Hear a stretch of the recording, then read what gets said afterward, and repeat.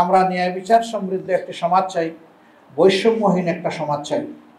সেই বৈষম্যহীন এবং ন্যায় বিচার সমৃদ্ধ সমাজ গড়তে হলে সুষ্ঠু নির্বাচনের মধ্য দিয়ে কাউকে না কাউকে এদেশের দায়িত্ব তুলে নিতে হবে হাতে।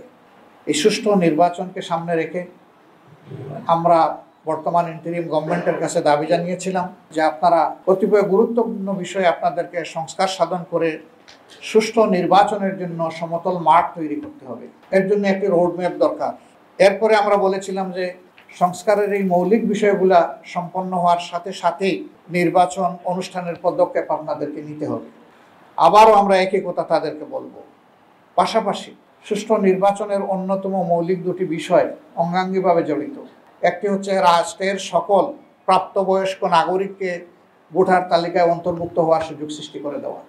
দ্বিতীয়টি হচ্ছে বিগত সরকার জুলুম করে বহু জায়গায় তৎকালীন বিরোধী দলে যারা ছিলেন তাদের এলাকাগুলোকে টার্গেট করে আসন সংখ্যা কমিয়ে দিয়েছে, আসন পুনর্বিন্যাসের নামে জুলুম করেছে। এগুলাকে আবার পুনর্বিন্যাস করা লাগবে বিবেক এবং বাস্তবতার আলোকে। এই ভোটার তালিকায় আমরা নিশ্চয়ই সবাই একমত হব।